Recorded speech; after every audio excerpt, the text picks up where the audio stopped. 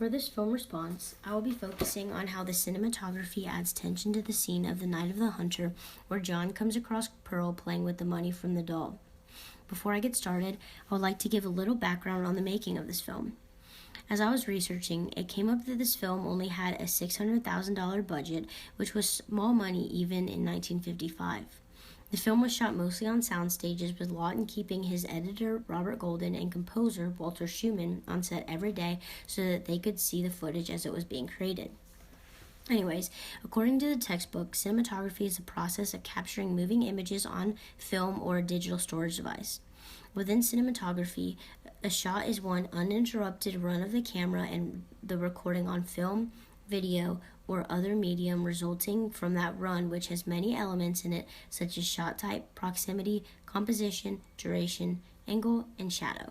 Within this scene, where John sees Pearl playing with the money from the doll, the director of The Night of the Hunter, Charles Lawton, cleverly uses all of these elements pieced together. In this first image, the camera is zoomed into the money that is cut up into the shape of people. By zooming up into the cut-up money, the audience is clearly able to see exactly what Pearl is doing.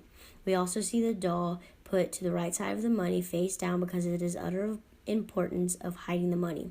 But Pearl took it all out so we can see how the doll is dead in a sense. In this next image, we see John coming straight to Pearl with more of a lighting on her than him. In terms of the film, this is called key lighting. The director is trying to get the audience to pay attention to Pearl and see that she is taking the money from the doll and cutting it up. Moving on from this specific image, we are zoomed into the doll alone with Pearl's hands. It is clear that the director wants the audience to pay attention to her stuffing the doll and trying to hide the money from Harry, who actually comes up in this next image. Lawton cleverly puts a backlight on Harry to allow the audience to feel a bit of an impending doom on the children who are in the key light. In the next image, Harry is getting closer to the children, who are stressing out over stuffing the doll again, and the audience feels even more tension. We see tons of shadowing within this shot to make the scene feel a little darker. As the children finish stuffing the doll and are headed back to the house, Lawton makes the shot to purposely cut off Harry's head and just have the full body of the children showing in order to show a bit of a towering presence that Harry has on the children.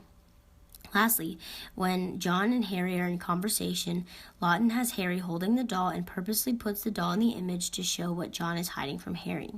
Lawton quickly moves the scene to Harry, where he is in the key light with a little extra shadowing on his face, with the camera zoomed in closely to him in order to gain attention and feel the darkness coming upon us.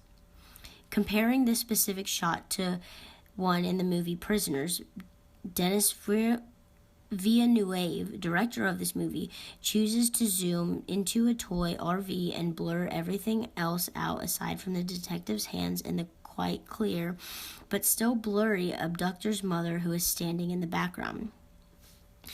Villeneuve decided to do this for the sake of showing the importance of the RV, just as Lawton had the children stuffing the doll with Harry standing in the background. Clever how both of these directors showed the importance of the toy through the shot type.